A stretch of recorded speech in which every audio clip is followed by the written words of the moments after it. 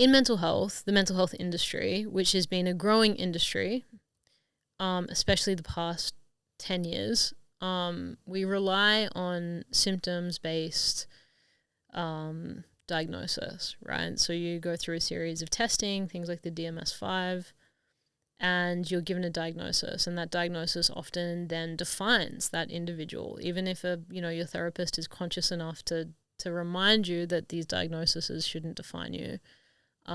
It can be very difficult when you've been given a diagnosis of depression or given a diagnosis of neurodivergence, or whatever it is, to not feel like that becomes a part of your identity. But what's always been really concerning to me about that process is there's really no objective, way that this diagnosis has happened. It's often, a series of psychometric testing or working with a therapist, and they've, observed certain things in you.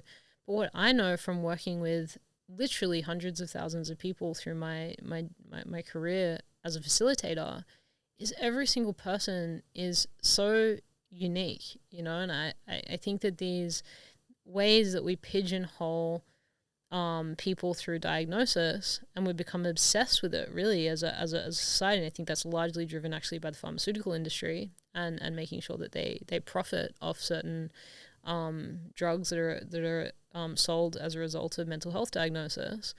We lose the true ability to understand what makes us, the personalization.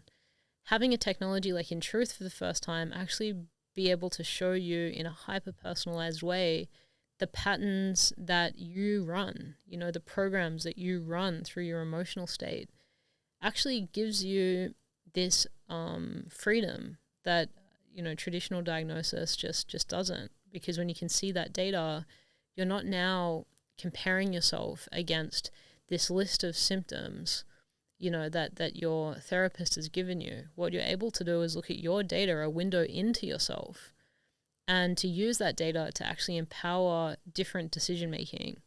And I believe what we're going to see as a result of that is people that are able to forge a new path for themselves beyond this limited identity that I think diagnosis can create. I'm not saying it always creates, but I think it can create. And I'm very, very, very excited about that. I think misdiagnosis is something that's not talked about anywhere near enough in mental health, and it happens all the time. Misdiagnosis, or, when I was working as a federal commissioner in mental health, I used to read the national and also the international reports, and the reality is 97% of mental health diagnoses are moderate to mild. And yet, a considerable amount of those mild to moderate diagnoses were medicated. But the reality is most of those can be managed through lifestyle. But we don't even get asked the question, how are your relationships, the health of your relationships? How much are you sleeping? How much sunlight are you getting? How much processed sugar are you eating? What's your diet, really consist of and look like? Are you eating locally? How's your gut health, your microbiome, All of these things have massive implications on our mental health.